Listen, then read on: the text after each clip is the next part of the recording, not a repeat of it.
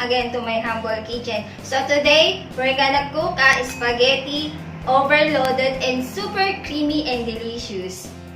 Before we start our cooking show, so don't forget to click the big subscribe button down and notification bell to notify you for my latest video. Let's be friends! So friends, here are the ingredients of our spaghetti. Just watch it. Spaghetti pasta, 1 kilogram. Hot dog. Ground pork or giniling. Mushroom or kabute. Carrots. Garlic or bawang. Onion or sibuyas. Cheese or queso. Italian spaghetti sauce. Sweet style spaghetti sauce. Tomato paste. Banana ketchup. Evaporated milk. Iodized salt. Ground pepper. First, we need to cook the pasta. Let's boil the water. Add a little oil. And also add a little rock salt.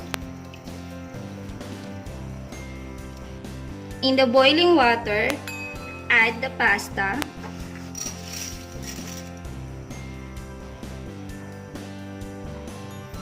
And wait until it cooks. Now the pasta is cooked. Drain the water into the pasta and set aside. Now we cook the spaghetti sauce in the heat pan. Add oil. Put a onion.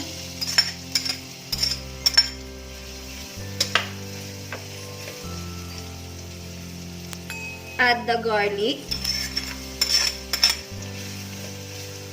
Let's saute and wait until it golden brown.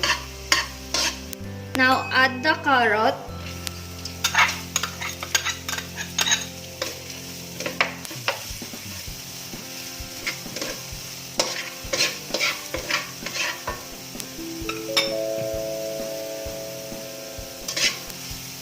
Add the hot dog.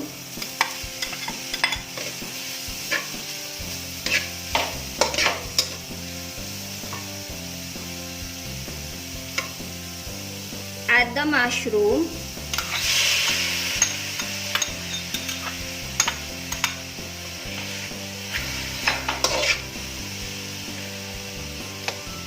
And also add the ground pork.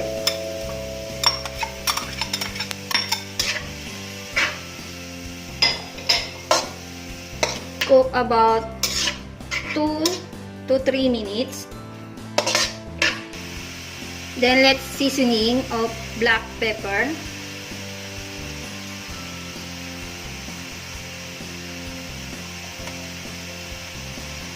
Let's add iodized salt.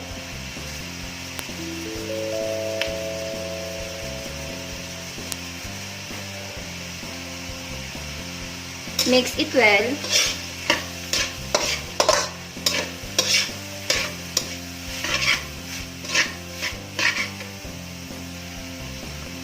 Now, add sweet style spaghetti sauce.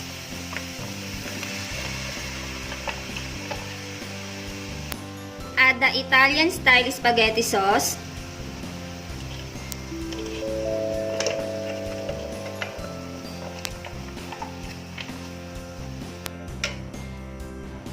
Now, add tomato paste.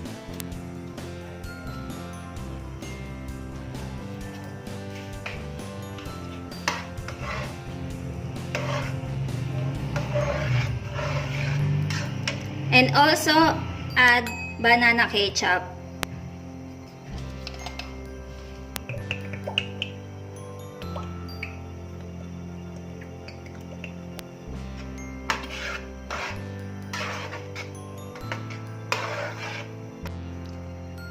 Now we add the evaporated milk.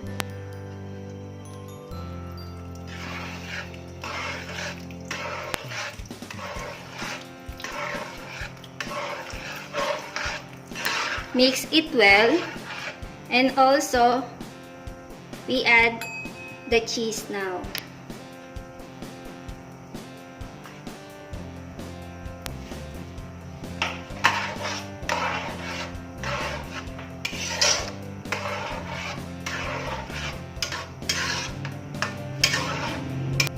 and cook it in the low fire about 5 to 10 minutes.